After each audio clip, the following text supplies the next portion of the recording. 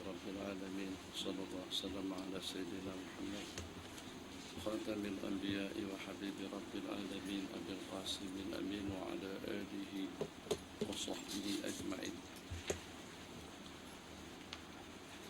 ربنا افتح بيننا وبين قومنا بالحق وأنت خير الفاتحين.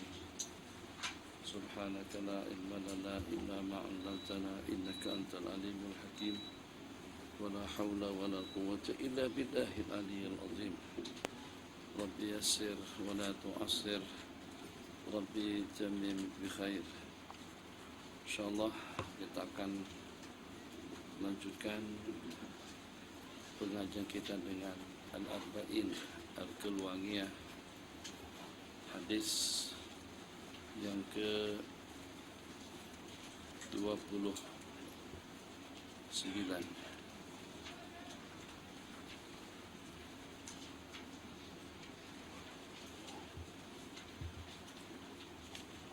Hadis yang ke-31. Bismillahirrahmanirrahim. Riwayat daripada Sayyiduna Abdullah ibn Mas'ud radhiyallahu ta'ala anhu qala ka'anni anzuru ila an-nabiy sallallahu alaihi wasallam yahki nabiyyan minal anbiya. Kenangan indah daripada Sayyidina Abdullah bin Mas'ud yang sepertinya dengan saya melihat dan menyaksikan baginda yang lagi sedang menceritakan nasib salah seorang daripada Nabi salawatullahi wasallamu alaihim. Darabahu qawmuh, dia telah dipukul oleh kaumnya. Fa'admahu wa yamsahu dama an wajhi wa yaqul Allahumma ighfir liqaumi fa innahum la ya'lamun. Hadis riwayat Bukhari Muslim. Sebenarnya kalau kita perhatikan daripada redaksi dan juga daripada rangkaian hadis yang diceritakan oleh Nabi kita pada saat ketika itu tentang diri pribadi Nabi kita sendiri. Aku masih mengenang di saat baginda Nabi menceritakan tentang nasib seorang rasul yang dipukul oleh kaumnya sampai berdarah. Wa yamsahu dama, di saat dia menyapu darah daripada dahinya. Wa yaqul, dan Nabi tadi itu mendoakan, Allah ampunkanlah ya Allah, ampunkanlah dosa kesalahan kaumku sebab karena mereka tidak tahu. Berlepas daripada politik yang tentunya memang agak susah. Kalau dengan kita berbicara di tempat kita atau di tanah air, dan saya harapkan kawan-kawan tidak terasa sensitif atau tidak terasa tersinggung dengan keadaan yang berlaku di negeri atau juga di negara kita, yang pada saat dengan kita mengemami jamaah atau pada waktu kita jadi imam, pada waktu kita membaca doa kunut, antum perasaan tadi antara daripada lantunan kunut yang kadang-kadang secara istiqamah itu diamalkan oleh kita hijau secara khusus, yang dengan kita mendoakan musuh-musuh kita itu sampai pada tahap Allahumma shalli qalban min kilabi. Dengan kan perasaan sampai ke tahap itu. Kita pun terpikir, ini kita dengan bahasa rasional. Kita atas nama apa terlebih dahulu? Kalau dengan kita mengatasnamakan diri kita sebagai seorang alim, sebagai seorang figur, sebagai seorang role model kepada umat. Apalagi dengan kita beranggapan yang dengan diri kita dia merupakan salah satu daripada warasatul anbiya. Apakah itu yang Nabi kita tunjukkan kepada umat, atau justru dengan cara yang kontra dan juga dengan cara yang berbeda? Kalau kita melihat daripada paparan sejarah, ternyata hanya kepada orang-orang yang melampau dan yang keterlaluan saja Nabi kita doakan kehancuran, kebinasaan, kecelakaan kepada mereka. Seperti dengan Umayyah, Abu Jahal, Allahumma alaika bi Utbah, Allahumma alaika bi Syaibah, Allahumma alaika bil Walid, Allahumma alaika bi Amr ibn Hisham. Itu doa yang pernah Nabi kita lantunkan untuk mendoakan kebinasaan dan kehancuran kepada mereka yang keterlaluan betul kepada baginda Rasulullah SAW. Juga diantaranya mereka-mereka yang Nabi kita halalkan darah mereka, Nabi kita bersabda seperti Ibnu Khattal, Abdullah bin Abi Sarah, Ikrimah bin Abi Jahal, sebelum mereka masuk Islam, kalau pada saat kalian temukan mereka lagi sedang bergantung di kelambu Ka'bah sekalipun, jangan teragak-agak kalian untuk membunuhnya. Itu arahan daripada beliau. Tapi bagaimana tentang kepribadian bagi Nabi sebagai seorang Nabi dan Rasul, sebagai seorang figur yang menjadi panutan dan juga menjadi ikutan kepada umat. Daripada beberapa paparan dan juga daripada beberapa peristiwa dan kejadian, mungkin dengan kita mengingat peristiwa pada waktu Nabi kita dihujanin dengan batu oleh warga Taif. Saat ketika Nabi kita hijrah ke sana, la'alla wa asa, setelah berlakunya peristiwa yang memang betul-betul menyayat hati dan perasaan beliau dengan meninggalnya Sayyidatuna Khadijah dan juga dengan Abu Thalib, luar dan dalam yang menjadi pendamping dan juga yang menjadi pelindung dan pengaman kepada beliau, itu ternyata sudah tidak ada. Dan lanjut dengan kejadian yang menyusul atas ketabahan dan juga dengan ujian yang menimpa Nabi kita dijemput untuk menghadap Allah Jalla wa'ala dengan peristiwa Isra wal Mi'raj. Namun sebelum berlakunya peristiwa Isra wal Mi'raj, Nabi kita berusaha la'alla wa'asa, mungkin barangkali dengan berhijrah ke Taif akan mendapatkan sambutan dan sokongan daripada mereka. Tapi ternyata di luar daripada dugaan. Kedatangan Nabi kita ke Taif disambut dengan batu, dengan cercaan, dengan celaan, sampai terungkapkan dan terucapkan kata-kata daripada beliau, kaifa yuflihu qaumun, kaifa yuflihu qaumun, bagaimana kaum itu akan selamat dan juga akan beruntung yang pada saat sampai melukai Nabi mereka. Itu ungkapan kata-kata baginda pada saat ketika Nabi kita dilukakan. Tapi ternyata yang Nabi kita tunjukkan kepada kita pada saat ketika itu adalah lantunan doa, Allahumma ghfir liqaumi fa innahum la ya'lamun. Begitu yang Nabi kita doakan kepada musuh kafir yang memusuhi beliau dan juga yang melukai baginda pada peristiwa tersebut. Ternyata Nabi kita tidak mendoakan kehancuran dan kebinasan kepada mereka, kebinasan kepada mereka. Satu, renung sejenak. Mungkin belum pernah teramati dengan kita, yang kalau dalam keseharian kita pada waktu dengan kita menjadi MC atau kita menjadi protokol, atau dengan kita menjadi moderator, atau dengan kita menjadi pembawa acara. Biasanya kita akan paparkan dan akan sebutkan nama satu persatu para mereka-mereka yang hadir bersama kita dalam program atau dalam acara itu. Turut hadir bersama kita pada pagi hari ini Bapak Presiden Indonesia, Bapak Jokowi siapa bin siapa, seperti itu. Dan juga turut hadir bersama kita dalam program yang kita adakan adalah Bapak Perdana Menteri siapa bin siapa dengan lengkapnya. Itu kalau sudah kita sebut pada paparan ucapan kita, kita tidak akan mengulang kembali dalam masa dekat. Tapi kenapa tidak seperti itu, hanya di saat dengan kita mendengar ucapan atau sebutan Ar-Rahmanir Rahim yang tadi baru saja kita sebut, ternyata kita sebut kembali pada waktu kita membacanya. Dengar, Bismillahirrahmanirrahim, dengan nama Allah yang Maha Rahman, yang Maha Pengasih dan Penyayang. Ini baru saja kita sebut, ternyata kita ulang kembali. Alhamdulillahirabbil alamin, Ar-Rahmanir Rahim. Kenapa? Apakah kira-kira tidak memadai dengan kita memohon pertolongan, perlindungan, inayah, rahmah, hidayah daripada Allah yang mempunyai sifat Rahman Rahim matikan handphone? Apakah kira-kira tidak cukup dengan dua sebutan, dengan dua sifat yang kita sebut pada waktu kita mengawali bacaan, sehingga dengan kita sebut dan kita baca kembali pada waktu kita membaca Fatihatul Kitab? Ulama mengatakan itu isyarah agar tersemat di dalam hati kita sifat Rahman Rahim, sifat pengasih dan penyayang, yang sehingga kalaulah dengan sifat Rahman dan Rahim itu sudah tersemat di dalam diri seseorang, maka dengan Rahman Rahimnya, kasih sayangnya, tidak hanya kepada sesama manusia, tidak hanya dengan sesama mukmin, tidak hanya sesama keluarga, tidak hanya dengan sesama adik-beradik, lingkungannya, masyarakatnya. Kalau tidak ada hubungan keluarga, kalau bukan karena Rahman Rahim, tidak akan mungkin dengan kita saling bersilaturahim, bantu membantu, tolong menolong. Kita tidak ada hubungan darah, kita tidak ada hubungan nasab. Mungkin ada dengan sebagian daripada teman-teman kita di sini untuk kali pertama dengan kita berkumpul. Tak kisah, tidak pernah mendengar sebelumnya dan juga tidak pernah mengikuti sebelumnya, tapi tetap dengan rasa kasih sayang atau dengan rasa hormat dan ta'zim pun juga meluangkan waktu untuk kita hadir bersama di majlis-majlis yang seperti ini.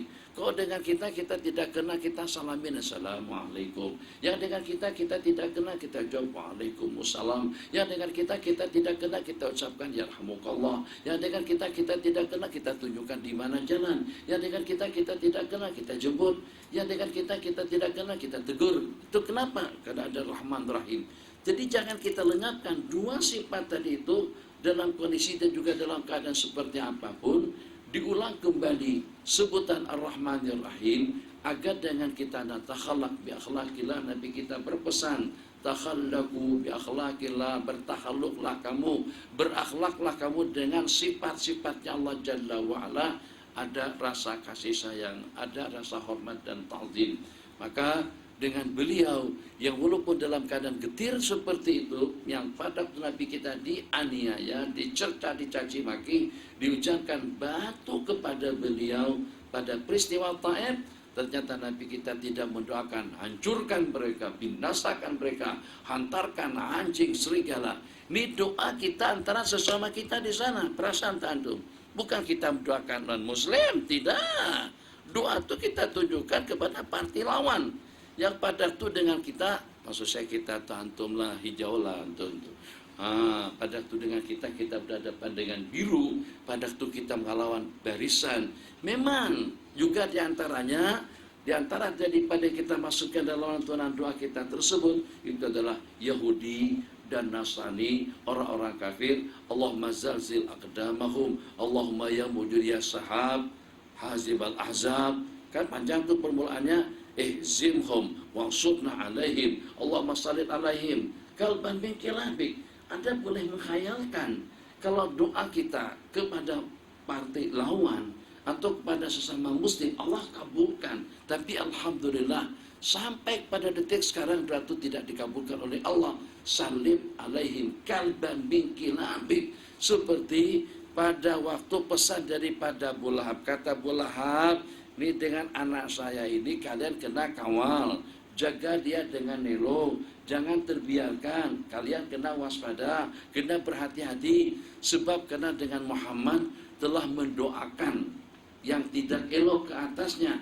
Nabi kita bersabda, salit alaihi kalban min kilabi, doa Nabi kita kepada putra Abu Lahab yang keterlaluan kepada baginda, yang keterlaluan las tasak atau keterlaluan sadis dengan beliau. Nabi kita doakan seperti itu, salit alaihi kalban min kilabik.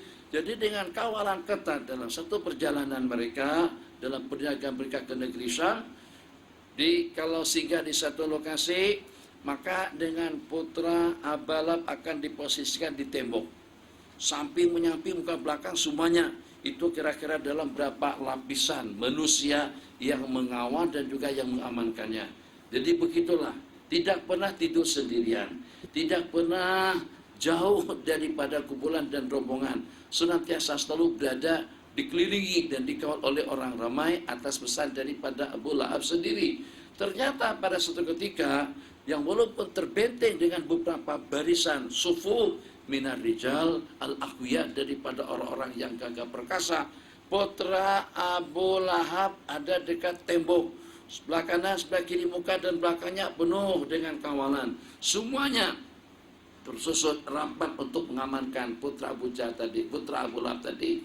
Jadi dikatakan pada waktu semuanya lagi sedang rehat santai, yang walaupun mendapatkan pengawalan ketat daripada mereka-mereka, tiba-tiba datang satu ekor singa kebir yang Nabi kita doakan kalban min kilabik, bukan singa min singaek, bukan. kalban min kilabik, salitu kalban min kilabik. Jadi dia ngasih ngatin, lompat, seperti pada waktu dia menerkam atau mengejar mangsanya, mengejar apa namanya rusa atau juga dengan kijang.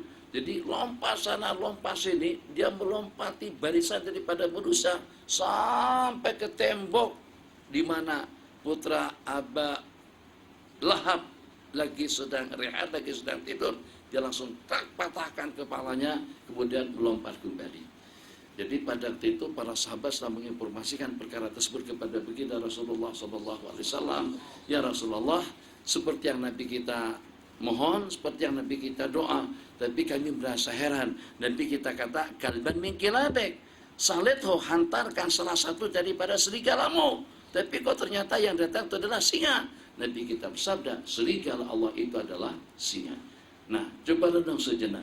Seandainya Allah kabulkan doa tu imam pada waktu subuh, pada saat baca kunun, Allahumma ya muzilal barakat, wa ya hazibal ahzab, pergi, wa ya mujriyas sahab, ilzimhum, wa sunna alaihim, Allahumma zalzil aqdamahum, kemudian salit alaihim, kalbah min kilabik. Terus Allah hantarkan kilab daripada anjing-anjingnya Allah untuk mengejar orang-orang UMNO atau dengan barisan. Anda boleh bayangkan apa yang berlaku di negara kita? Itu dia ceritanya. Jadi ternyata secara jujur, bukan kita ingin membeli dan juga bukan kita ingin komen. Sehebat apapun yang namanya ulama, tetap kita tidak masuk. Sehebat apapun yang namanya kita-kita, tetap kita tidak maksum. Sehebat apapun kiai, tetap juga tidak maksum. Maka dengan kita, sebagaimana kesalahan boleh berlaku dengan kita, juga boleh berlaku dengan mereka. Sebagaimana kesilapan boleh berlaku dengan para ulama kita dahulu, juga boleh berlaku dengan ulama-ulama kita sekarang. Makanya dengan kita terasa aneh. Yang pada waktu dengan Salafi dan Wahbi senantiasa memponis, senantiasa menghakimi, yang dengan kita ini berada pada posisi yang tidak betul. Kita dibeli, kita dicerca, kita ditadlil, kita ditabdi. Jadi diantara daripada doa sebagian ulama-ulama kita, Allahumma ashdidil zalimina bil zalimin, ashdidil mudallilina bil mudallilin, ashdidil mubtadi'ina bil mubtadi'in, wa akhrijna min bainihim salimin. Kenapa dengan kita sampai melantunkan doa seperti itu? Sebab kena dengan cara atau dengan gaya mereka terhadap yang berbeda pandangan, tidak hanya setakat, tidak hanya sekedar mengatakan itu salah, tapi sampai kepada tahap yang dengan kita tergolong atau digolongkan dalam kumpulan al-mudallilin, golongan yang sesat, golongan ahli bidah, wa kullu bid'atin dhalalah wa kullu dhalalatin finnar wal iyadu billah. Maka Nabi kita nak tunjukkan dengan peristiwa yang kita sebutkan tadi itu, agar bagaimana dengan kita secara khusus, baik sekarang ataupun juga nanti, agar bagaimana dengan kita juga harus mampu untuk melantunkan doa kepada yang berbeda politik dengan kita, bukan berbeda ideologi. Kita hanya berbeda politik saja. Yang Nabi kita doakan itu berbeda ideologi, berbeda akidah, bukan beda pikiran, bukan berbeda pemikiran, bukan berbeda politik. Yang Nabi kita doakan salit alim kalban min kilabik, itu kepada seorang kafir yang keterlaluan betul dengan baginda Rasulullah sallallahu alaihi wasallam, seumpama dengan putra daripada Abu Jahal. Tapi dalam waktu yang sama, yang walaupun juga berbeda ideologi dan juga berbeda politik, kalau dengan bahasa politik pun juga ada yang Nabi kita doakan dengan doa yang sebaliknya, doa yang memang betul-betul menunjukkan bahwasanya Nabi kita sebagaimana yang dinyatakan di dalam ayat wabil mu'minina raufur rahim, rupa-rupanya tidak hanya kepada orang-orang yang beriman, kepada non muslim pun tetap Nabi kita sebagai orang yang pengasih dan penyayang. La'ali, atau Nabi kita bersabda, qala faka'anni, sepertinya dengan aku menyaksikan, kata Sayyidina Abdullah bin Mas'ud, Nabi kita menceritakan tentang nasib daripada seorang Nabi yang menyapu darah daripada dahinya, kesan pukulan daripada kaum dia sendiri. Allahumma ghafir li qaumi fa innahum la ya'lamun. Sudah ada celah-celah, bukan celah sembarang, celah tapi bolongan besar yang memungkinkan dengan kita akan bersatu padu dari sudut mananya, bangsa yang sama, bahasa yang sama, akidah yang sama, kumpulan yang sama, hanya sedikit saja perbedaannya itu daripada sudut politik. Beda kalau seperti dengan di Indonesia.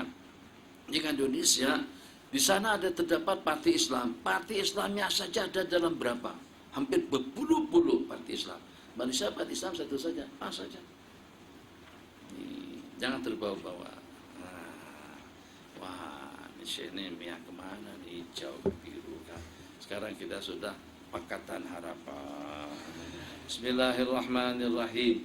Yang kita inginkan atau ingin kita kongsikan bersama agar dengan kita memiliki sifat rahmah. Maka seperti kemarin ini ngantuk misalnya. Jadi kalau pada waktu dia degil, kalau pada waktu dia nakal, atau pada waktu dengan anak-anak kita agak sedikit nakal, muas, itu kalau kita sumpahin, paham disumpahin? Kalau kita sumpahin dia, apa untungnya? Mungkin Nabi kita bersabda, doa yang tidak elok daripada Anda tadi itu bertepatan dengan waktu ijabah. Akhirnya Allah kabulkan. Hungangikan, sialan lo, celaka teh. Terus bertepatan dengan waktu ijabah, akhirnya anak kita jadi celaka. Tapi bagaimana untuk kita melakukan rasa geram kita tadi itu? Kita luahkan dalam bentuk doa. Jadi doa, tapi nadanya nada marah. Jadi ulama besar ente. Jadi kiai kamu. Ditegur tak dengar, ngaji tak botol, mudah balik sana kemari pacaran melulu.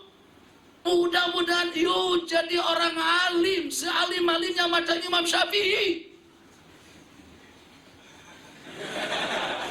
Misal bertepatan dengan waktu ijabah, Allah kabulkan. Akhirnya anak kita jadi orang baik. Jangan disumpahin, seperti apapun parahnya, seperti apapun keadaannya, jangan pernah mendoakan yang tidak elok, baik itu kepada anak dan cucu, adik-beradik, sanak dan saudara, atau kepada sesiapa saja. Sebab kalau kita doakan dia dengan yang tidak elok, kita akan terimbas kembali dengan ketidakelokannya, akan terimbas dengan kesamsingannya. Mudah-mudahan kamu jadi orang yang zalim, diktator, celaka, kurang ajar, kita sebut satu persatu. Akhirnya jadi kurang ngajar betul. Mungkin tidak mustahil daripada yang dikatakan, yang didoakan kurang ngajar tadi itu memang betul-betul memang benaran jadi kurang ngajar. Akhirnya dia yang membunuhnya. Mungkin itu mungkin berlaku. Kenapa? Karena didoakan semua pakai seperti itu. Waliyadzubillah. Maka dengan baginda, Masya Allah Tabarakallah, ingin memberikan contoh tauladan kepada kita dalam keadaan ketir seperti itu. Nabi kita doakan orang yang menganiaya, yang menyakiti beliau, Allahumma ghafir liqaumi fa innahum la ya'lamun. Wa Nabi Mas'udin al-Ansari radhiyallahu ta'ala anhu qala ja'a rajulun ila Rasulillah sallallahu alaihi wasallam faqala inni la ta'kharu an salati subhi min ajli fulan mimma yutilu bina. Jadi kata Sayyidina Abu Mas'ud, seorang laki-laki datang mengadu kepada baginda Nabi, saya terpaksa harus melambat-lambat datang ke masjid, saya terpaksa harus melambatkan turun ke masjid, itu dikenakan karena dengan pulang yang menjadi imam yang dengan bacaan yang sangat-sangat panjang sekali. Pernah berlaku pada waktu sembahyang Isya, dengan beliau mengimami mereka dengan membaca suratul Baqarah. Kita boleh bayangkan kalau imam kita pada waktu kita pertama letih, siang tadi kurang rehat, kurang tidur, maghrib dengan kita alhamdulillah dengan kita sempat juga berjamaah, turun kembali kita ke masjid untuk melaksanakan sembahyang Isya, atau dengan kita barusan saja sampai pada pukul 2.30 pagi, pukul 3.30 atau pukul 3.21 menit ada subuh sudah berkumandang, daripada dengan kita ketiduran, maka dengan kita tahan mata supaya nanti kita puas tidur selepas kita melaksanakan salat subuh. Jadi kira-kira ada waktulah dalam 20 menit atau dalam setengah jam itu kita berehat, tapi kita tanah berat, takut kalau kita ketiduran, takut kalau kita tertidur. Kita pun sibukkan diri ngopi dengan garam, ngopi dengan merokok, atau ini kita tidak bercerita tentang hukum nih. Nah, nanti insya Allah kalau Allah takdirkan ada perjumpaan kembali nanti di masa-masa akan datang, saya akan cetak balik kitab saya Ifadatul Ikhwan, Ifadatul Al-Ikhwan bi adillati tahrim syurbit dukhan. Nah, itu kita diskusikan nanti. Bapak di pernah pada waktu kita di Kalimantan atau di Indonesia ada satu perguruan tinggi di AEN disebut dengan STAI. Jadi STAI lebih kurang seperti itu bunyinya. Jadi pada waktu itu saya diminta untuk mengisi satu materi berkenaan dengan rokok.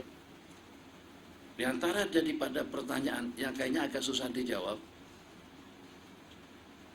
pertanyaan daripada seorang mahasiswa, saya mau tanya, setelah saya paparkan tentang rokok, kesan buruknya, dan juga dengan dampak negatifnya, positifnya ada, tapi dampak negatifnya itu lebih banyak. Katanya begini, Tuan saya mau tanya, bagaimana kalau dengan seseorang yang dengan dia, kalau tidak merokok dia sakit, kalau dia tidak merokok dia tidak bisa, dia tidak boleh buat kerja. Bagaimana kira-kira dalam keadaan seperti itu? Kan bekerja hukumnya wajib untuk menyerang kehidupan. Dia tidak boleh buat kerja dengan baik kecuali kalau dia merokok, seperti tukang-tukang di tempat kita. Tukang kalau tak merokok tak boleh kerja. Kiai katanya kalau tidak merokok tidak dapat ilham. Aspirasi itu datanya daripada rokok. Ada yang kadang-kadang sambil mengajar sambil merokok. Dulu di sini pada masa saya di Zamalik, waktu di Zamalik program S2, tuh salah satu daripada dosen, salah satu daripada pensyarah kami, Profesor Dr. Fulan bin Fulan, sambil merokok, minum kopi, sambil bersyarah. Pang, pang, pang, pang, pang, pang, pang, Masya Allah, tabarakallah. Jadi kalau tidak merokok, ilham tidak datang. Tak dapat menyampaikan syarahan secara ideal. Satu. Yang kedua, kalau tidak merokok sakit. Jadi saya balik pertanyaannya. Jadi kalau begitu, kesimpulannya secara logiknya merokok adalah penyembuh. Kalau tidak merokok sakit, berarti perokok adalah penyelamat. Rokok berarti penyembuh. Nah kalau begitu elok sangat. Kalau pada waktu seseorang itu sakit tenang, sakit dalam keadaan kritis, dalam keadaan kritikal, itu kita kasih dia merokok 2, 3, 4 bungkus supaya cepat mampusnya. Saya kan gerah merasanya. Jadi alasannya kalau tidak merokok sakit. Kenapa? Pakar-pakar sebesar ini, dokter mana-mana saja, dokter atau dokter mana-mana saja tidak akan mau merawat pesakit kalau tidak berhenti merokok. Obat tidak akan berkesan, tidak akan dapat disembuhkan atau tidak akan dapat ditolong, tidak akan mampu disembuhkan penyakitnya selama dia masih merokok. Maka untuk menyembuhkan penyakit apa sih yang sedang menimpa seseorang, suruh berhenti merokok dulu, baru diterapi, berobat, insya Allah kesembuhan akan menunggu atau besar harapannya akan sembuh. Jadi kalau seandainya memang seperti yang dikatakan tadi, kalau tidak merokok sakit, berarti kalau seperti itu, seandainya di waktu dalam keadaan sakit, elok banyak-banyak merokok, supaya lebih cepat, bukan lebih cepat sembuhnya, lebih cepat meninggalnya. Inna lillahi wa inna ilaihi raji'un. Ahbabana fillah. Jadi dengan keadaan yang seperti itu, malam tak tidur, tinggal setengah jam lagi subuh, tahan mata. Jadi dengan kita supaya nanti senang tidur, tak ada gangguan yang mengganggu, karena dengan kita sudah sembahyang. Istaqimu dulu. Luruskan saf. Istaqimu. Sudul khalal, sudul furaj.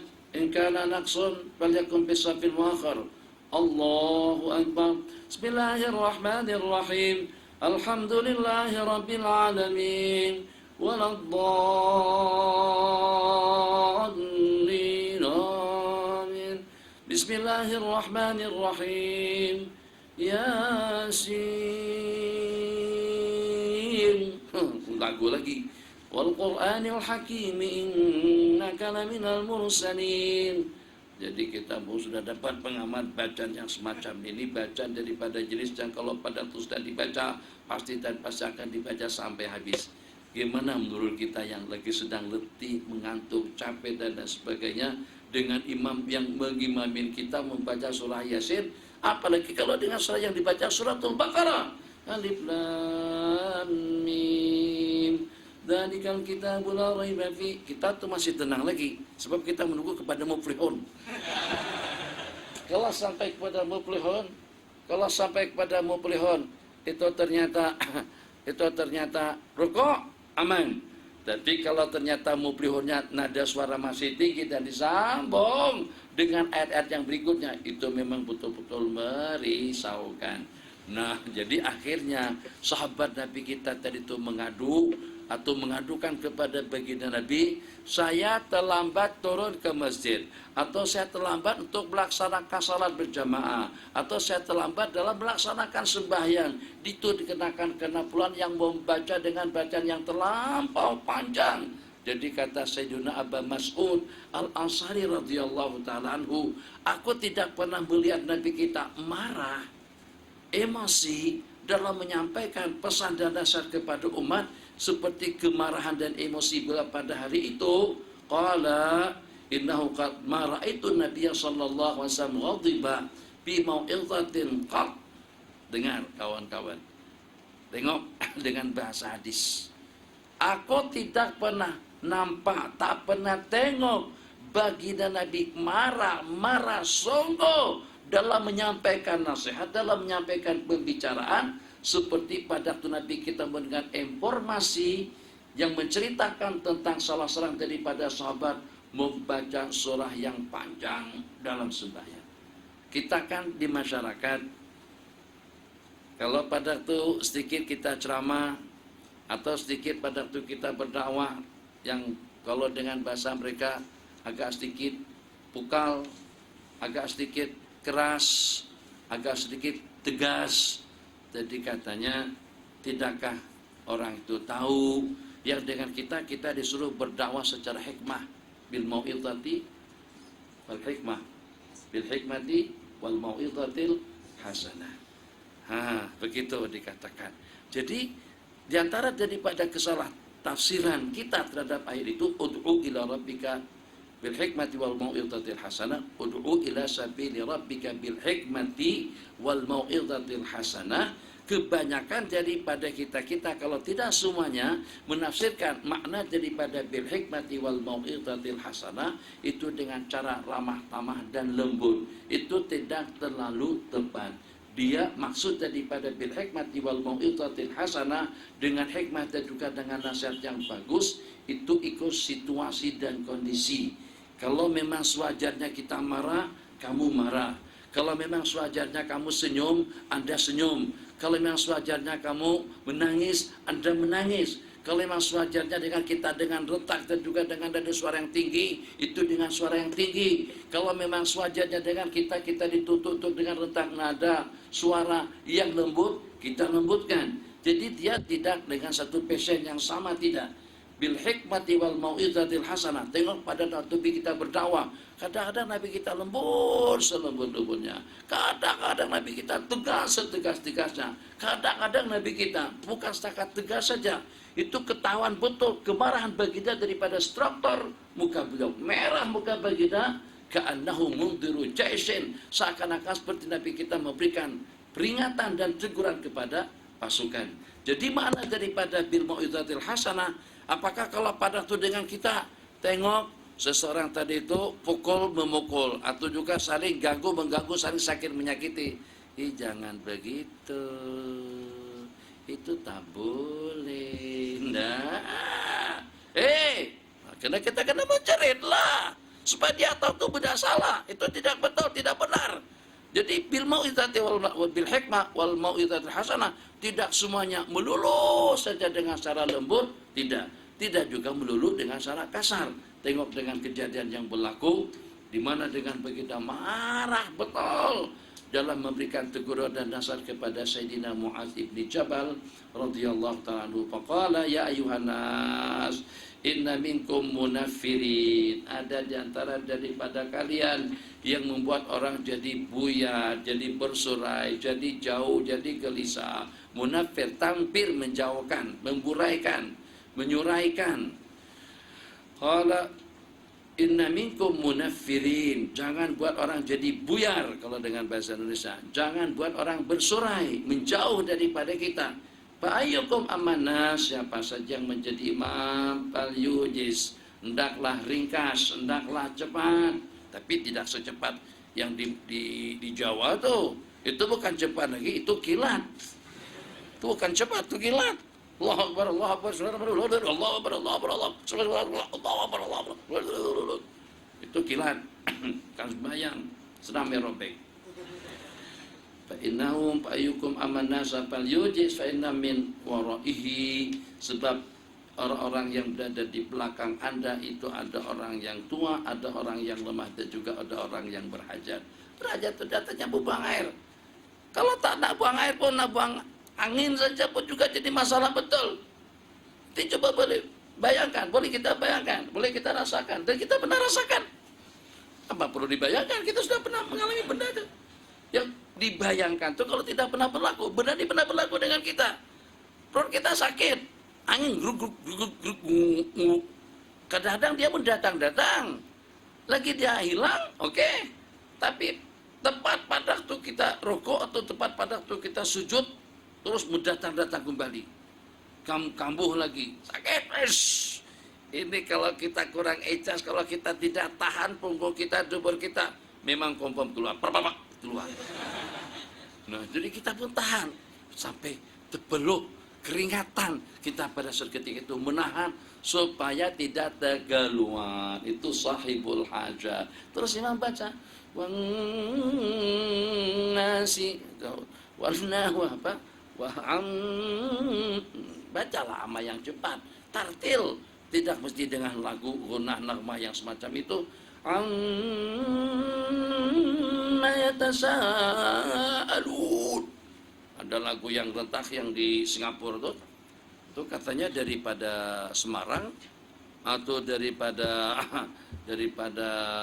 Allahumma shalli ala sayyidina Muhammad, entah itu daripada apa pulau kita, Pulau Jawa, kemudian Jawa, Kalimantan, Sulawesi, yang satunya Pulau Sumatera. Kata ada yang mengatakan itu daripada Sumatera. Kresen. Laqad ja'akum rasulun min anfusikum. Itu lagu opera. Simbang macam nak kelahi. Kamu nak pergi ke mana? Kenapa kamu mengantuk dalam pengajian? Opera Aida di Ba'abul Baul di situ. Contoh juga baca Quran.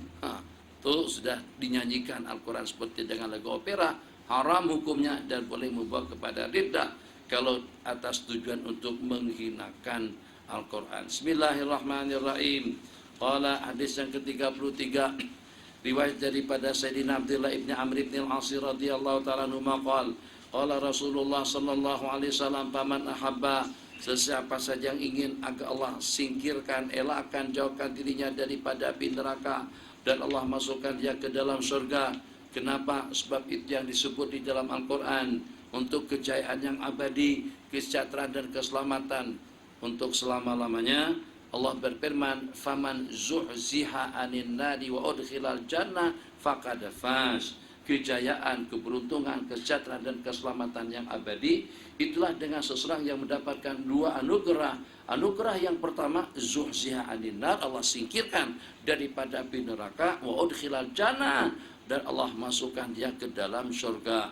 Faman ahabba, sesiapa saja agar Allah singkirkan dia daripada api neraka dan Allah masukkan dia ke dalam surga, faldatihi maniyatuh, maka hendaklah pada waktu dia mati, pada saat mati datang mengunjunginya, dia beriman kepada Allah dan Rasul dan juga dengan hari pembalasan. Wal ya'ti ilan nas alladhi yuhibbu ayyuta ilaihi, ya'ti ilan nas, datang bergaul, datang menjumpai, menemui mereka. Qala fajati lanas alladhi yuhibbu ayyuta ilahi, dengan cara yang dia suka orang melayan dia seperti itu. Layan orang ramai, seperti Anda suka bagaimana mereka melayan kamu. Santun dengan orang banyak, sebagaimana kamu ingin agar bagaimana mereka santun dengan kamu. Itu makna hadis. Jadi apa yang kita anakan?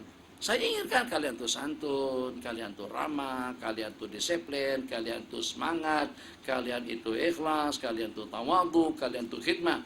Apa yang saya inginkan kepada kalian, saya juga harus punya perangai yang sama. Supaya jangan sampai, kalau dengan bahasa kita, jangan sampai kita tuh egois. Jangan sampai kita tuh ego atau anani. Apa maksud anani? Anania itu yang hanya mementingkan diri pribadi dia sendiri. Dia maunya dihormatin. Dia maunya orang duduk sopan, tapi dia tidak benar sopan. Dia maunya orang disiplin, tapi dia tidak disiplin. Dia maunya orang hormat, tapi dia tidak hormat. Dia maunya orang memperhatikan, tapi dia tidak memperhatikan. Apa yang nak inginkan daripada mereka, buat benda yang sama kepada mereka. Meninggal dalam keadaan beriman kepada Allah dan Rasul, dan melaksanakan segala sesuatu yang kita inginkan, sebagaimana kita menginginkannya, mereka melaksanakan perkara tersebut kepada kita. Kita inginkan keramah tamah daripada orang ramai, kamu juga harus mempunyai orang yang ramah tamah. Kita inginkan tumpah dan perhatian daripada mereka, kamu juga harus mempunyai sifat yang sama. Ya'ti ilan nasi alladhi yuhibbu ayyuta ilaihi wa man baya'a imaman. Sambungan hadis. Dan barang siapa membaiat seorang pemimpin, fa'atahu sabqata yadihi wa samarata qalbi, kemudian dia berikan sabqah, arti mubaya'ah, dengan telapak tangan kanannya, janji setia, membaiatnya untuk menjadi sebagai seorang pemimpin. Bahasa kita sekarang, kita tidak lagi membaiat dengan menggunakan tangan, tapi dengan kita pangkah, nyoblos, gitukah dengan bahasanya. Jadi pada waktu kita nyoblosnya atau memangkahnya, pangkah siapa yang kita calonkan, berarti dengan kita telah memilih calon kita untuk menjadi pemimpin. Sesiapa saja yang telah menyerahkan telapak tangan kanannya membaiat seorang pemimpin, dan juga dengan kesetiaannya wasamarata, buah hatinya, bal yuti'hu in istata'a, hendaklah dia mentaatinya semampu dia dengar. Ahbabana fillah, netral, jangan terbawa-bawa dan terperangkap dengan pahaman politik atau juga dengan pahaman sebahagian yang memperangkap.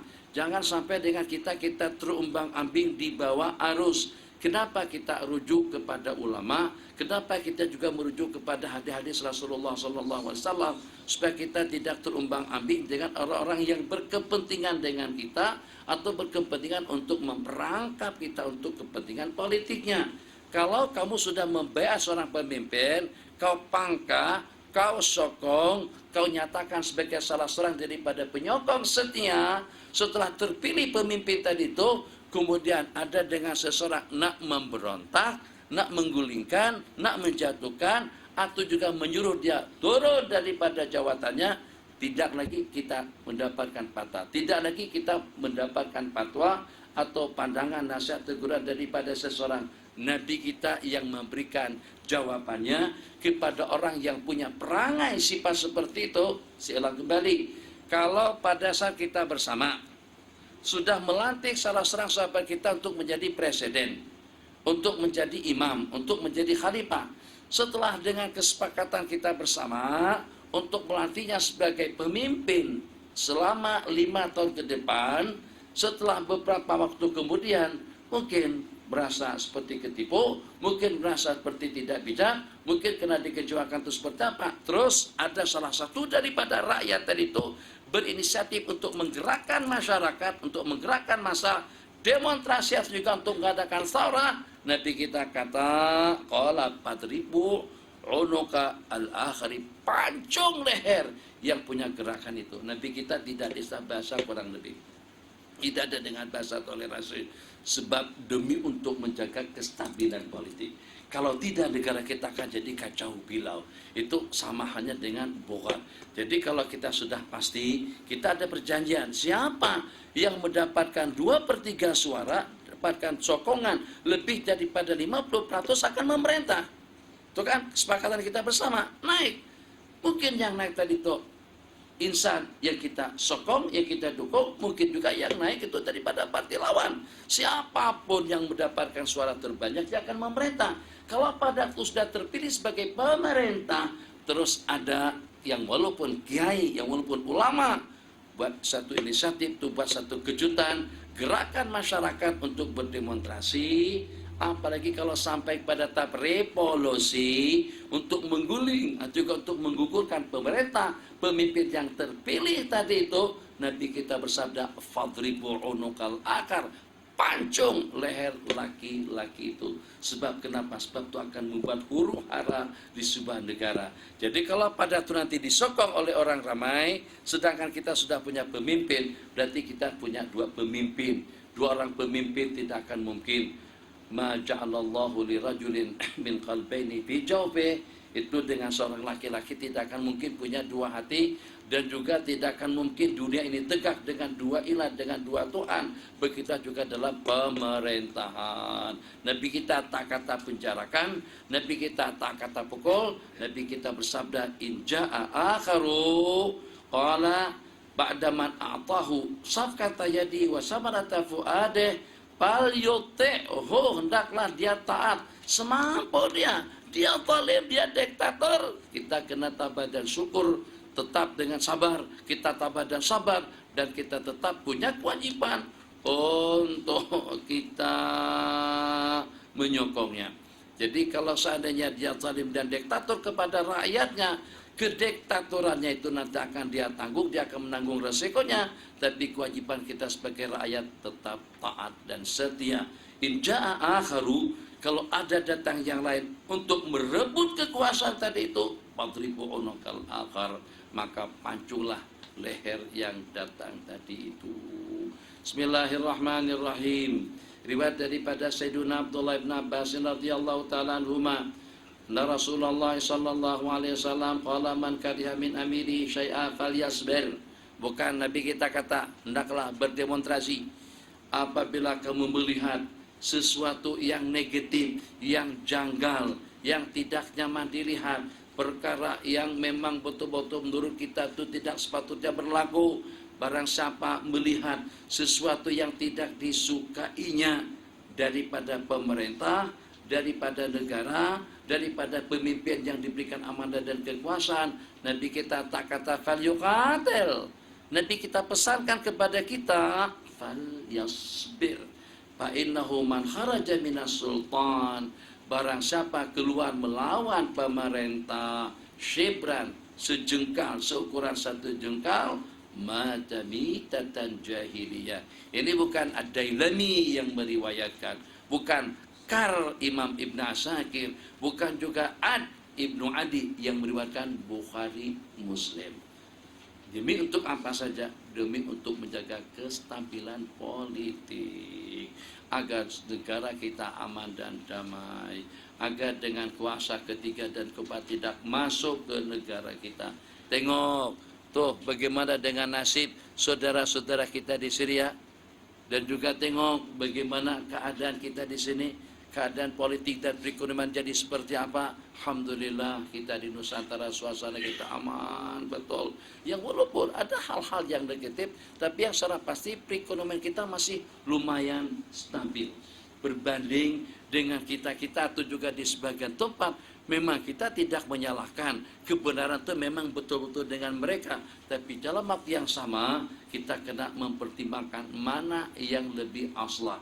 Untuk mendekatkan satu kebenaran itu kewajiban kita bersama. Tapi kalau pada itu akan memberikan dampak negatif kepada perkara yang lebih parah, ketika akhafil amra ini, etikab akhafil darara ini, itu merupakan salah satu dari para prinsip dalam agama kita. Jadi misalnya katakan saja kalau kita tidak runtuhkan bangunan yang di sini, api akan merebak. Maka mau tidak mau yang walaupun masjid, kita akan runtuhkan masjid. Sana api sudah menyala, habis, hangus, bolon, atau juga disapu sama kebakaran. Api akan menyeberang. akan menyeberang. Sekarang sasaran yang berikutnya adalah masjid. Masjid itu menelan biaya tidak kurang daripada dalam berapa miliar, dalam berapa bilion, hampir tidak kurang daripada dalam 450 juta seperti dengan masjid besi. Lebih daripada 1 M, maaf, lebih daripada 1 triliun kalau dengan uang Indonesia. Mahal. Tapi dengan kita dapat memastikan dengan meruntuh masjid ini, api tidak akan menyeberang pada pembangunan yang di sana. Kita runtuh masjid. Wah, masjid diruntuh. Masjid dihancurkan. Iya, kita hancurkan. Demi untuk menyelamatkan kerugian yang lebih besar. Itu namanya irtikab akhafid dhararaini, melakukan yang ringan daripada dua kemudaratan. Jadi bukan berarti dengan kita akut dengan kezalimannya, bukan berarti dengan kita akut dengan kediktatorannya, tapi dalam waktu yang sama kalau kita memberontak, kalau kita melawan, kita akan dilanda atau juga dengan negara kita akan ditimpa suatu goncangan politik yang belum tentu akan dapat teratasi dalam detik-detik waktu atau dalam hitungan waktu yang terbatas. Katakan saja seperti perang Saudi dengan Yaman, berkelanjutan sampai detik kita sekarang tidak habis-habis. Dikira mungkin seperti pergi ke tempat rekreasi, bawa senjata, bawa roket, skat atau dengan Patriot, tak, selesai habis. Yaman, angkat tangan. Tahu-taunya sampai sekarang peperangan itu belum berakhir. Katanya per hari menelan biaya hampir tidak kurang daripada dalam 10 miliar dolar. Itu untuk persenjataan yang membebankan kepada negara berkenaan. Bismillahirrahmanirrahim. Nabi kita berpesan kembali kepada kita. Mungkin juga kita di Pamram sudah tidak ada. Mungkin kita dengan persatuan Ruak Jawi, mungkin kita dengan persatuan pelajar, mungkin dengan KM-KM-nya, kawan-kawan daripada KM-KM-nya, mungkin juga dengan HPMI-nya, mungkin dengan PPI-nya, Persatuan Pelajar Indonesia, berubah pada HPMI pada seketika itu. Ini dengan tiap negeri atau tiap negara, tiap wilayah, ada KM-KM, ada Madura, ada persatuannya, Jakarta ada persatuannya, ada semuanya. Lupa saya nama-namanya itu, saya ingat pada waktu itu. Walhasil, ini kan teman kita sudah kita pilih, kita yang menyokong, kita yang berkampanye, dan juga kita yang mencarankan untuk dia jadi pemimpin kita. Tapi tak bagaimana, ada perkara-perkara janggal yang kita tidak setuju. Fal tasbir, nanti kita kata. Bukan kita beraksi untuk kita mencalonkan salah seorang daripada kita. Udah kita sokong Abdan naik untuk menjadi pemimpin pengganti. Kita gulingkan, kita revolusi. Cukuplah revolusi yang berlaku kemarin itu apa dengan kita mau revolusi kembali dengan pelajar-pelajar kita di sini. Falyasbir fa innahu man kharaja minas sultani shibran fa innahu pamata qala mata mitatan jahiliyah. Insyaallah kita katakan qala Rasulullah sallallahu alaihi wasallam mad dunya fil akhirati illa kama yadau ahadukum isbi'ahu bil yami fal yadur bima tarji'. Madunya, maknafia, tidaklah ada artinya dunia, tidaklah ada nilainya dunia berbanding dengan akhirat, melainkan seperti dengan salah seorang daripada kamu mencelupkan ibu atau mencelupkan salah satu daripada jari tangannya, celupkan sedikit saja seperti saya minum nih. Begitu. Nabi kita bersabda, perumpamaan dunia dengan akhirat tidaklah ada nilai dunia dengan akhirat, melainkan seperti pada waktu dengan salah seorang kamu mencelupkan, memasukkan salah satu daripada ujung jarinya ke dalam air laut, fal yanzur bima tarji. Kemudian kau tengok kira-kira dalam berapa banyak air yang terkesan dibandingkan dengan air laut yang seperti kita ketahui. Jangankan dengan laut, cukup dengan yang di gelas di sini. Ini. Yang ini bandingkan dengan yang di dalam. 1 banding berapa? Ini bukan dengan yang ditelunjuk, dengan yang di dalam gelas, tidak. Perbandingannya yang lekat di telunjuk tangan kita dengan air laut yang begitu banyak. Begitulah perbandingan antara dunia dengan akhirat. Ya Allah ya Arhamar Rahimin, fal yanzur bima tarji'. Qala Rasulullah sallallahu alaihi wasallam, inna likulli ummatin fitnah wa inna fitnata ummati al-malu. Tiap umat itu ada fitnah yang mencabar, dan fitnah kepada umatku itu adalah mal, adalah harta. Man indahul malu panasu ilahi malu. Bukan malu. Malu. Malu bahasa kita. Ini malu. Allah. Apa yang nasi-nasi kemarin tuh? Bukan akalan nasian yang jadi kuah dengan nasi.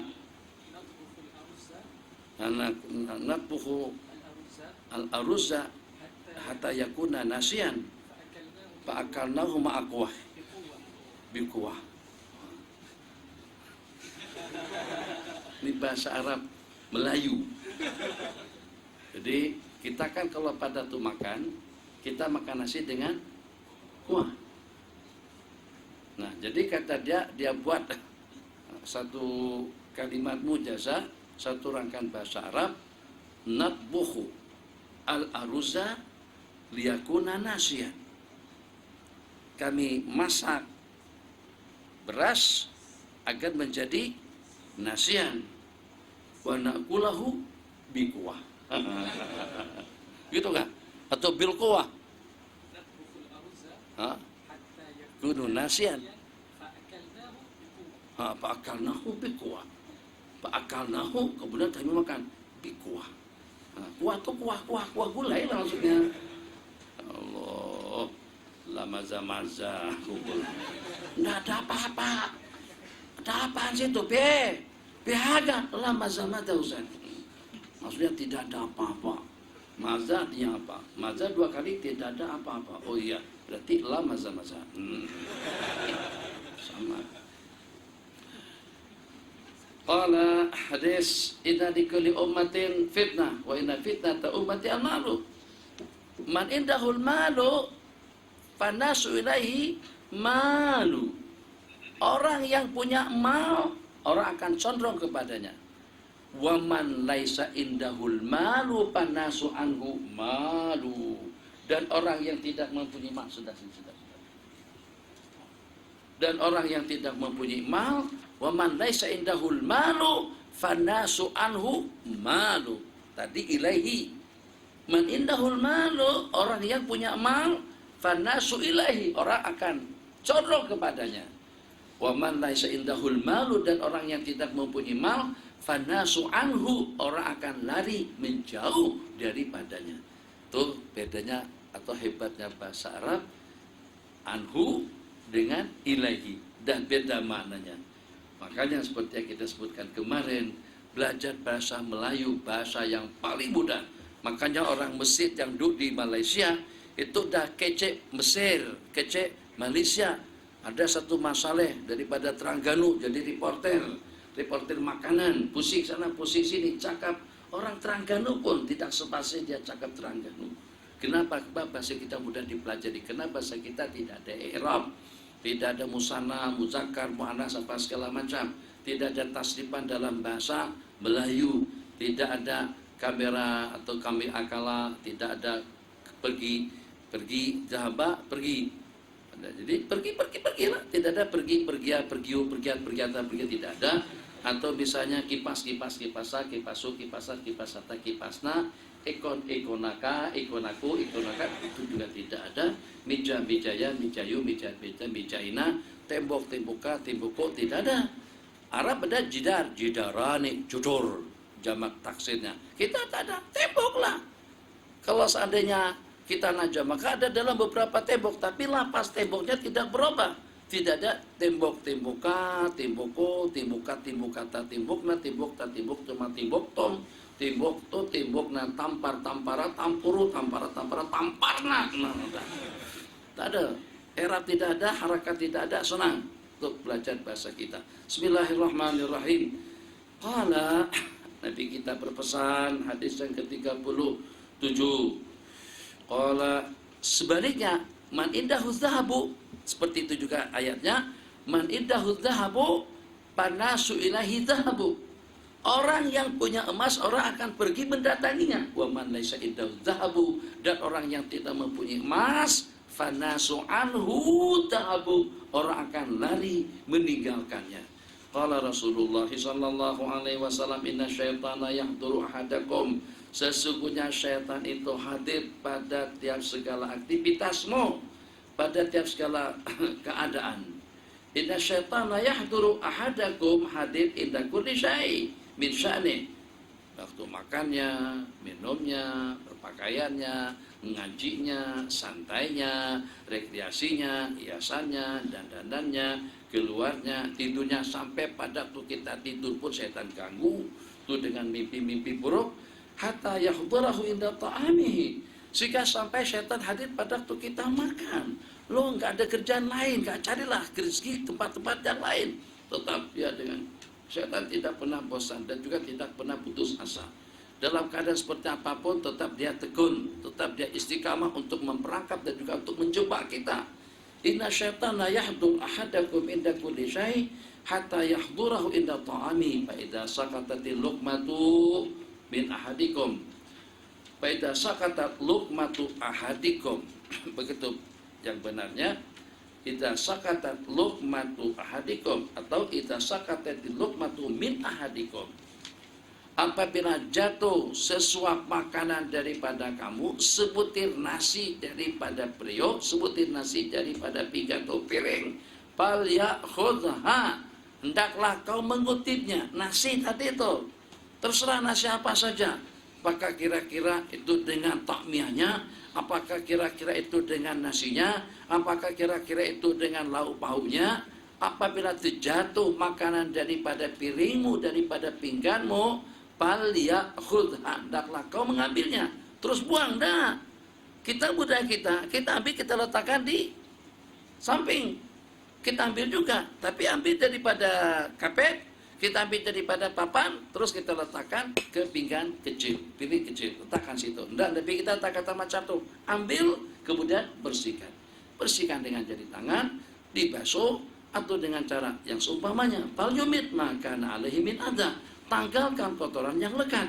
Summa liya'kulha, kemudian hendaklah kau memakannya. Wala yada'ha lisyaitan, dan jangan kau biarkan yang terjatuh daripada makanan tadi itu untuk syaitan. Fa idza faragha, apabila kamu selesai makan, hendaklah kau menjilat jari-jari tanganmu, sebab Anda tidak tahu di mana letaknya keberkatan daripada makanan Anda. Ini istimbat, insyaallah tidak meleset. Bapak Nafilah, kamu lihat ya, orang-orang yang mungkin seusia saya, mungkin lebih muda lagi, ada juga yang lebih tua. Ternyata pada penghujung umur mengemis dan meminta-minta ke sana dan kemari. Dimana? Kenapa sampai berlaku perkara yang semacam itu? Tidur balik.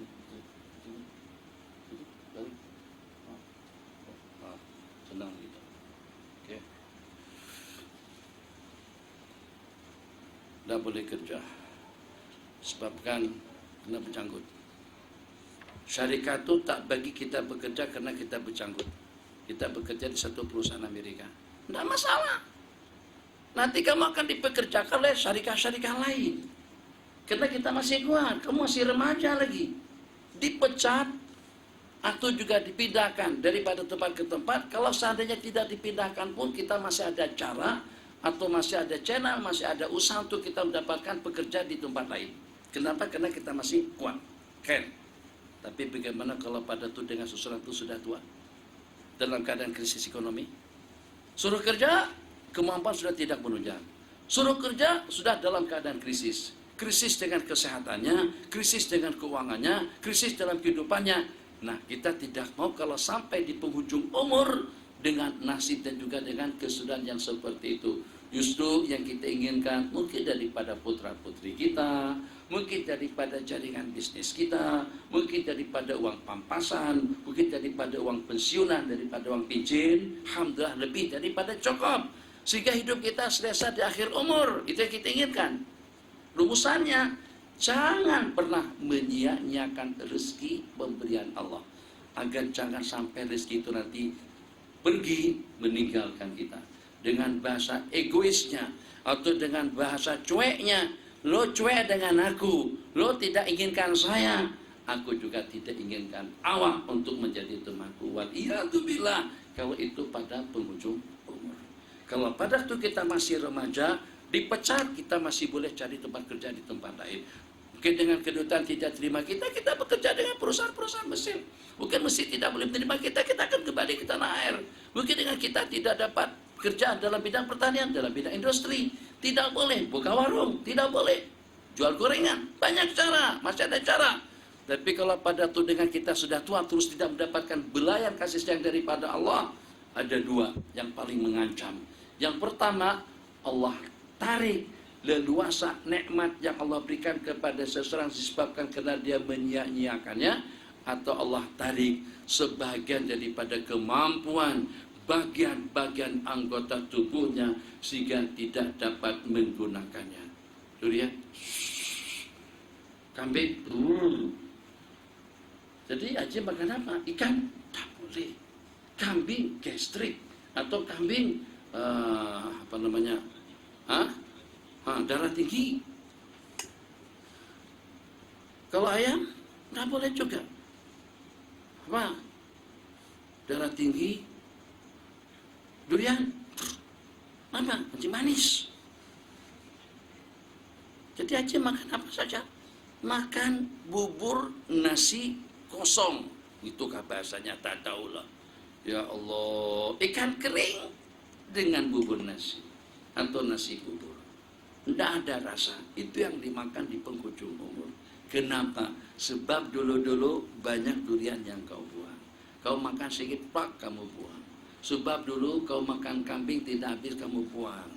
Sepatutnya benarnya masih ada isi daripada kambing tadi itu. Dahulu pernah seringkali kau menyia-nyiakan nikmat. Sekarang Allah sia-siakan sebagian daripada kesehatanmu sehingga sudah tidak dapat untuk mengkonsumsi, untuk menikmati sebagian daripada nikmat anugerah Allah. Ataupun juga dengan bahasa egois, dengan bahasa keegoannya, sebagaimana kamu tidak inginkan aku juga tidak inginkan Anda. Bertarik rezeki tadi itu daripada seseorang saat ketika dengan dia memerlukannya. Di saat perlu tapi ternyata dia tidak kunjung datang. Bismillahirrahmanirrahim. Ini diantara daripada rahasia kenapa sampai Nabi kita perintahkan untuk kita mengutip makanan yang terjatuh, kita bersihkan kemudian kita makan agar nikmat akan senantiasa selalu dengan kita.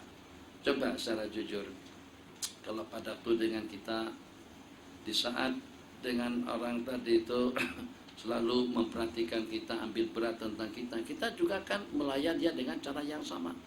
Rezeki pun juga seperti itu. Itu adalah suatu pemberian daripada Allah Jalla wa'ala. Dia akan ego dengan kita, dia akan segan dengan kita. Pada waktu kita segan dengan dia, kau sia-siakan aku juga tidak akan pedulikan Anda, waliyadzubillah. Qala Rasulullah sallallahu alaihi wasallam, Allah idza sakatatil luqmatu min ahadikum falyumit minha min adzan falyumit adan wal yakulha wa la yada'a li syaitan. Hadis yang sama. Wa amara ashabahu ayyasluta, Nabi kita perintahkan para sahabat untuk melicinkan nampan, bahasa kita dulang, ataupun juga dengan talam setelah makan. Qala innakum la tadruna bi ayyi ta'amikumul barakatuh, karena kalian tidak tahu di mana letaknya keberkatan pada makananmu. Maksud daripada keberkatan di situ umum, mungkin yang mengenyangkan, mungkin yang menyembuhkan, mungkin yang membanyakkan, mungkin yang menyehatkan, mungkin juga keberkatan yang dimaksud yang akan memberikan tenaga dan kekuatan kepada Anda untuk beribadah. Kutip. Akhirnya sembuh, hilang buah pinggang. Belakang kemarin sakit, sembuh dari mana? Mungkin sebabnya makanan yang dijatuh yang kau kutip kemarin itu keberkatan. Alhamdulillah kutip, tidak mengantuk, tidak ngelamun, masya Allah, Allahu Akbar, tegap, masya Allah, tabarakallah. Loh, kamu kan kurang tidur, kurang rehat, tapi gimana dia ada masih boleh ikuti sampai ke penghujung 15 menit terakhir. Jadi kita katakan mungkin keberkatan daripada sebutir nasi yang kita ambil pada waktu kita makan tadi itu. Nabi kita bersabda, kamu tidak tahu di mana letaknya keberkatan daripada makanan Anda. Bismillahirrahmanirrahim. 40. Qala, bukan 40 ya, 39. Mau habis dah, mau belum.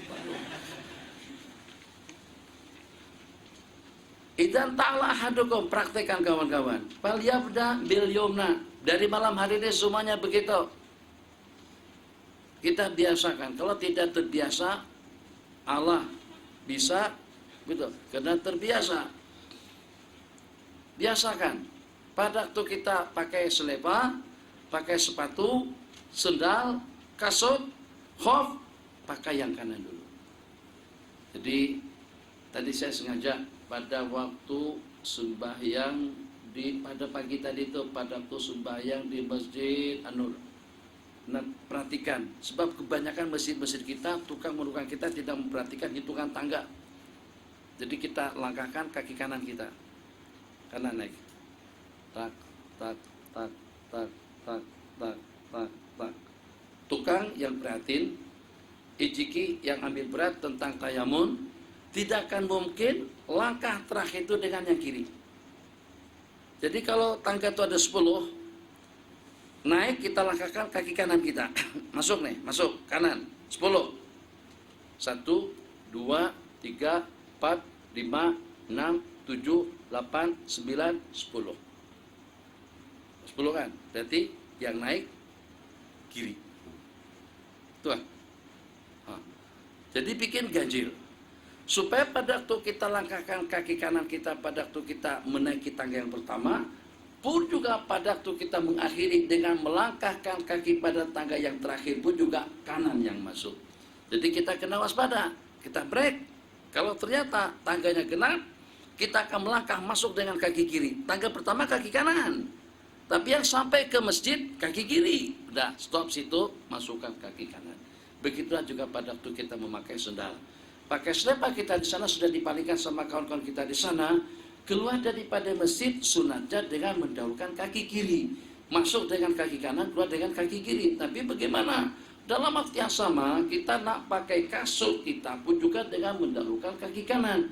Kalau kita dahulukan yang kanan keluar, berarti menyalahi sunnah. Tapi kita dapat pahala sunnah pada waktu kita memakainya. Jadi agar bagaimana kita dapat kedua-duanya, keluar daripada masjid dengan mendahulukan kaki kiri, memakai kasut, sendal, sepatu kita dengan kaki kanan.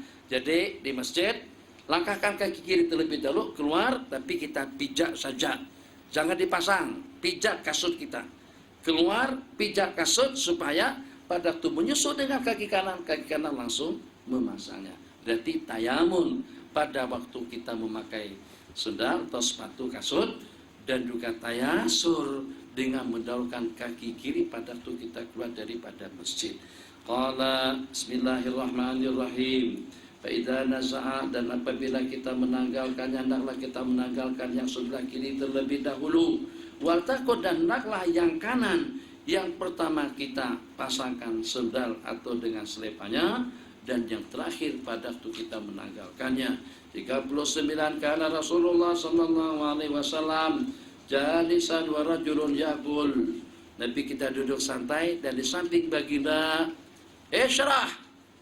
Malaysia be. Allah barik fikum. Isyrah ba. Isyrah. Malaysia be.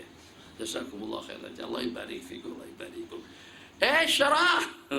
Kalau Bismillahirrahmanirrahim. Padahal tadi itu hanya tuh guru dia. Sebab si murid tadi itu pada waktu setelah membaca jumal minal kitab, beberapa rangkaian daripada kitab, disuruh sama tuh gurunya isyrah. Tapi telinganya ini tersumbat. Kata guru isyrah, terangkan. Dia dengar isyrah, minum. Sekali, makasih. Jazakumullah. 2 kali, makasih juga. 3 kali dia minum habis teh itu guru tadi itu. Guru pun jadi bingung, loh, disuruh bersyarah justru teh aku diminum. Itulah Melayu. Coba diperjelas dulu tuh guru kita tuh suruh kita isyrafkah atau isyrahkah? Isyrah dengan isyraf lain. Isyrah syarahkan, isyraf minum. Gimana sampai tertukar-tukar seperti itu? Kan disuruh. Jadi kata Sultan atlek. Padahal yang nadi tulis di situ oktol, bukan asleh atau bukan atlek. pada saat ketiga mukadimah ditulis, penghujungnya uktulhu. Tapi pada waktu tuanku menulis kata-kata uktulhu tadi itu, tangan menulis atlikhu. Sampai 3 kali berlaku semacam itu pada seorang tahanan. 2 kali yang pertama, mungkin kamu tidak paham dengan bahasa cerita daripada pertengahan. Tuanku marah sungguh kepada seseorang sehingga membuat keputusan dalam bentuk tulisan kepada Al-Guju agar orang tadi itu dikerat lehernya. Jadi setelah dengan basmalah dan mukadimahnya, penghujung Aktulhu, tolhu, bunuh dia. Tapi tak macam mana tangan tuanku pada tu nak menulis Aktulhu tadi itu tertulis Atlikhu. Diterima surat sama Al-Guju, Al-Guju baca, Al-Guju bebaskan dia daripada penjara. Tuanku marah, lu kenapa dibebaskan? Saya bilang bunuh dia. Tuanku, ini tuanku yang tulis, kata tuanku Atlikhu. Disobek surat tadi itu, dibuat kembali surat berikutnya.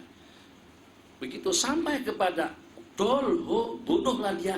Tak macam mana tangan ini, kan pernah dengar tak pada masa pemilihan Ahok dengan Pak Anies? Itu orang, ada dalam beberapa orang memang confirm akan memangkah Pak Ahok, tapi tak macam mana tangan terpangkah Pak Anies. Memang dari rumah berniat nawa itu untuk memangkah barisan, tapi tak macam mana tangan terpangkah hijau untuk pakatan. Tak tahulah. Nah, jadi kali ketiga seperti itu lagi. Jadi kata raja kepada orang tadi itu, ghasban anak, kata orang Mesir, Tuhanku berkehendak untuk membunuhnya, tapi Allah maha berkehendak untuk membebaskannya. Bebaslah kamu karena Allah. Kenapa? Sebab yang maha berkuasa tidak menghendaki. Bismillahirrahmanirrahim. Hadis yang ke-40. Qala yaqulu, Nabi kita duduk santai di samping seseorang yang lagi sedang makan tapi dia tidak baca basmalah, sehingga sampai tidak tersisa daripada makanannya melainkan hanya dalam satu suapan. Sebelum dia mengangkat yang satu suapan tadi itu, falamma rafa'ila bihi, dia pun mengucapkan bismillahi awwalahu wa akhirahu. Nabi kita langsung ketawa. Kenapa ketawa bagi Nabi? Nabi kita bersabda, saya tengok syaitan makan bersamanya, tapi pada waktu dia baca basmalah, syaitan pun memuntahkan seisi perutnya. Tapi jangan salah tafsir. Di cerita lama kita dahulu ada dengan seseorang pada waktu makan tak baca basmalah. Sebab Nabi kita bersabda, yang tak baca basmalah waktu makan itu berarti syaitan makan dengan dia. Maka dia pun pada waktu makan nasi mandi, pada waktu makan kacang full, atau juga dengan donat, atau dengan takmiyah, makan, tak baca basmalah, tak baca langsung, makan sampai puas. Begitu mau minum, baru dia baca Bismillahirrahmanirrahim.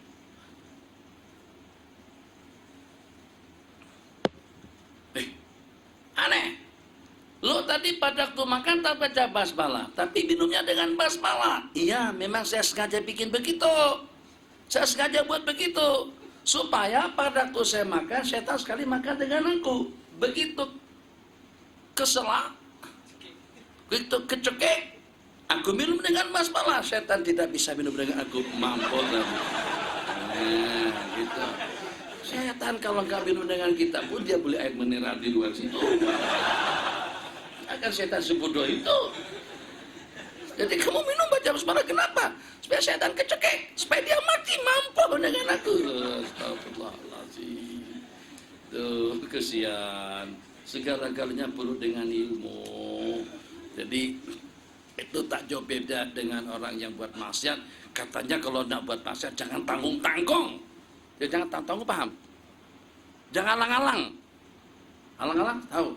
Jangan tanggung-tanggung. Bikin yang benaran. Jadi jangan cuman ya secara terlanjur atau seperti apa. Kalau judi pun juga, judi kelas dunia.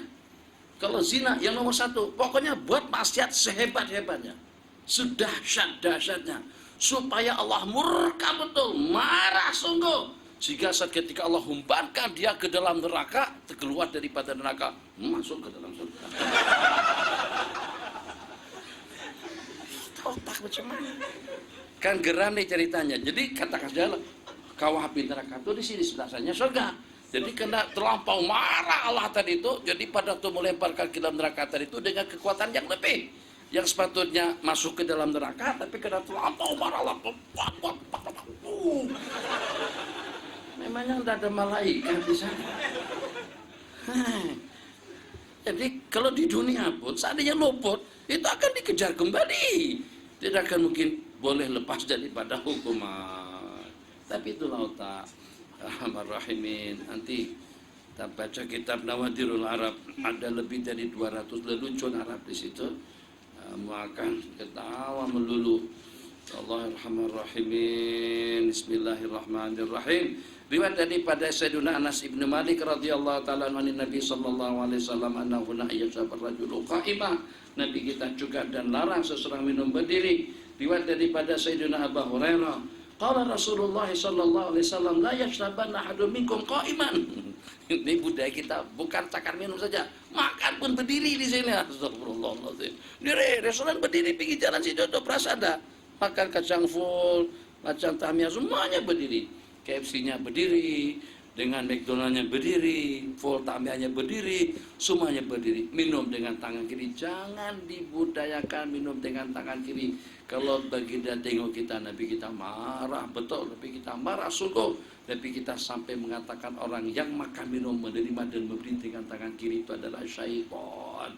Nabi kita perumpamakan dengan perumpamaan yang tidak bagus. Kalau dikatakan kita kucing pun kita keberatan. Bagaimana kalau Nabi mengatakan dia syaitan? Alladzi yakulu bi shimalihi wa yashrabu bi shimalihi wa yakhudhu bi shimalihi wa yakulu bi shimalihi innama huwa syaitan. Nah, yashrab ar-rajulu qa'iman. Cegah kita minum berdiri. Kalau kata tutup pakuna falak, tapi bagaimana kalau dengan makan? Oh, itu lebih jelek dan lebih buruk lagi. Daka asyadu au akhbas. Dua hadis yang terakhir. Kana habbat thiyab.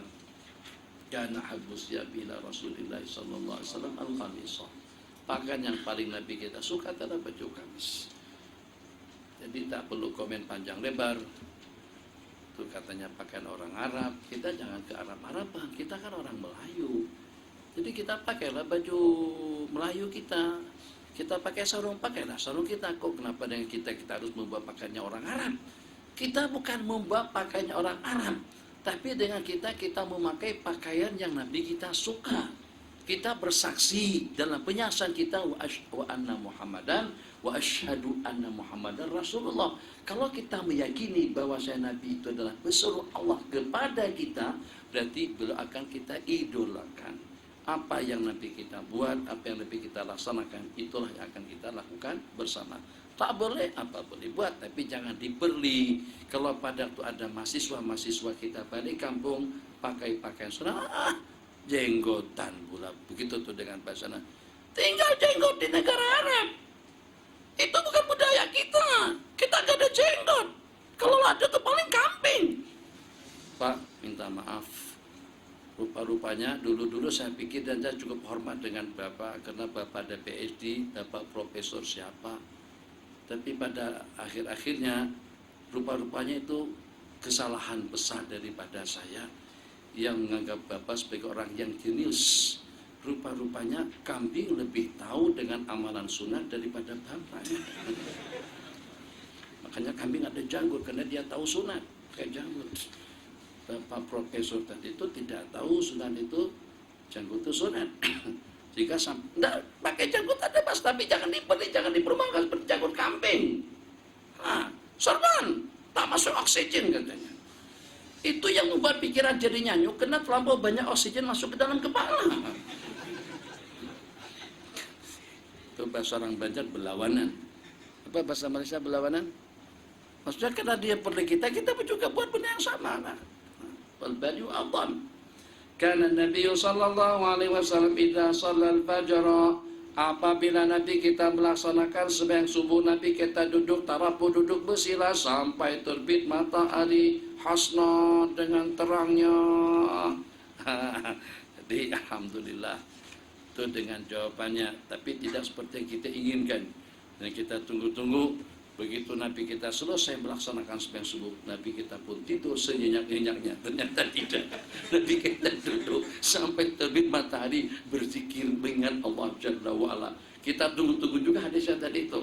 Karena Rasulullah SAW sesungguhnya bagi Nabi apabila selesai melaksanakan sembahyang subuh, Nabi kita pun langsung berbaring santai dan tidur. Ternyata bukan begitu riwayatnya.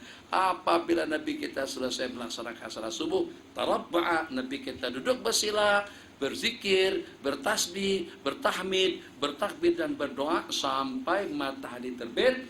Begitu matahari terbit dan berakhir waktu tahrim, Nabi kita lanjutkan dengan sembahyang 2 rakaat sunat isyraq. Ada wabillahi taufiq. Wassallallahu ala sayyidina Muhammad wa ala alihi washabihi wasallam. Subhanakallahumma wa bihamdika asyhadu an la ilaha illa anta nastaghfiruka wa natubu ilaik. Rabbana atina fid dunya hasanah wa fil akhirati hasanah wa qina adzabannar. Amin. Alhamdulillahi rabbil alamin.